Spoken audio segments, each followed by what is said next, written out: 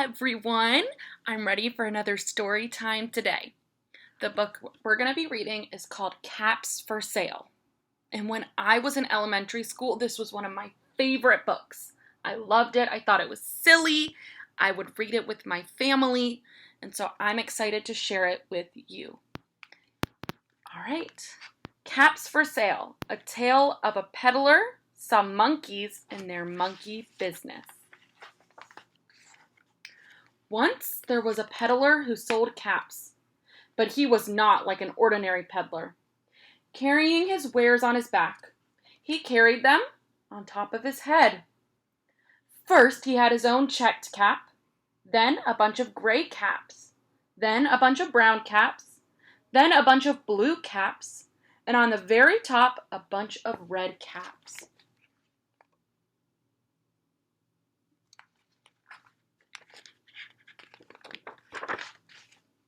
He walked up and down the streets, holding himself very straight, as not to upset his caps.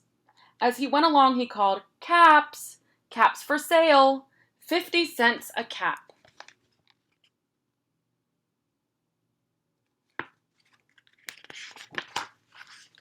One morning, he couldn't sell any caps. He walked up and down the street, calling, "Caps! Caps for sale! 50 cents a cap!" But nobody wanted any caps that morning. Nobody even wanted a red cap. He began to feel very hungry, but he had no money for lunch. "I think I'll go for a walk in the country," said he, and he walked out of town, slowly, slowly, as not to upset his caps. Let's think about that last phrase there. He walked slowly, slowly, so as not to upset his caps. Do you think that he's actually making the caps like upset, like sad? What might that mean, as not to upset the caps? I think, using the picture as a clue, using the text around it, that it might mean that he doesn't want the caps to fall. I see in the picture he's got his caps all lined up.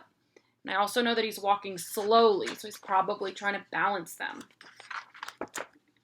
He walked for a long time until he came to a great big tree.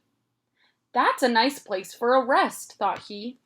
And he sat down very slowly under the tree, and he leaned back little by little against the tree trunk, so as not to disturb the caps on his head. Then he put up his hand to feel if they were straight. First he checked his checked cap, then the gray caps, then the brown caps, then the blue caps, then the red caps on the very top.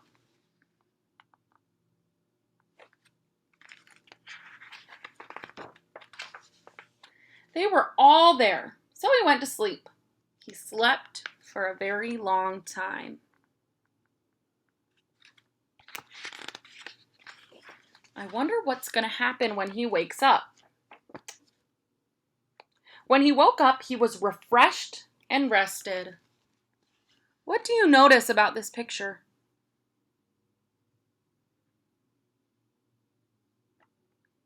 I notice that he only has his one cap. I'm wondering where the caps went. But before standing up, he felt with his hand to make sure his caps were all in the right place. All he felt was his own checked cap. Uh-oh. Where did they go? He looked to the right of him. No caps. He looked to the left of him. No caps. He looked in the back of him. No caps. He looked behind the tree. No caps. What do you think happened to the caps?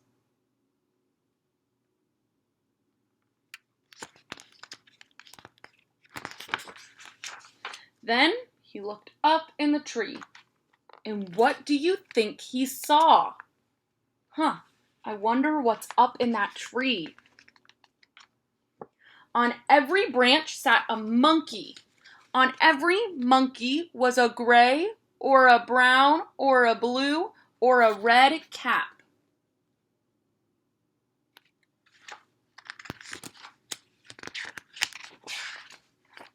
The peddler looked at the monkeys. The monkeys looked at the peddler. He didn't know what to do. Finally, he spoke to them.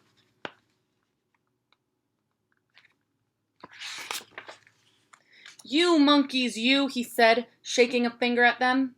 "You give me back my caps." But the monkeys only shook their fingers back at him and said, "Tss, tss, tss." I think the monkeys are being a little silly because I see smiles on their faces and they are not wanting to give back the caps. This made the peddler angry, so he shook both hands at them and said, "You monkeys, you give me back my caps." But the monkeys only shook both of their hands back at him and said, "Tss, tss, tss."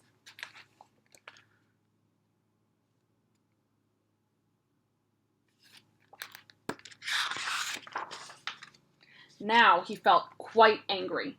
He stamped his foot and he said, "You monkeys, you better give me back my caps." But the monkeys only stamped their feet back at him and said, "Tss, tss, tss."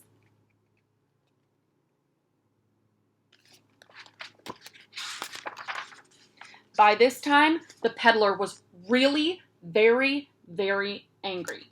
He stamped both of his feet and shouted, "You monkeys, you must give me back my caps." But the monkeys only stamped both their feet back at him and said, "Tss, tss, tss."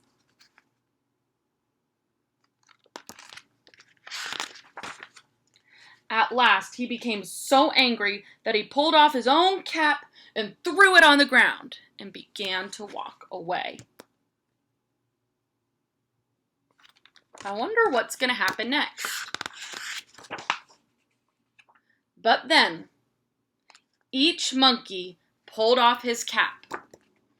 What do you think they're going to do with their caps?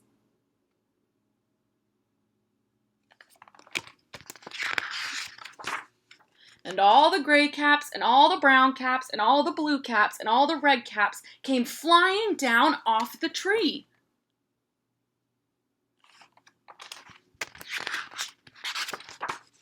So the peddler picked up his caps and put them back on his head.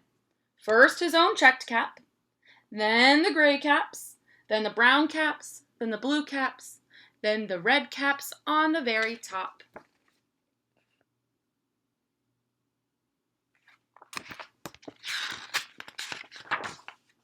And slowly, slowly, he walked back to town calling, "Caps, caps for sale, 50 cents a cap." And that is the end of our story. I have a few questions for you to think about. How do you think the peddler, which is this man selling the caps, how do you think he feels at the end of the book? Do his emotions change throughout the story? What might have happened if the peddler didn't get his caps back? Would the story have had a different ending? I want you to think about those 3 questions. All right, it was great to get to share one of my favorite stories with you. Bye.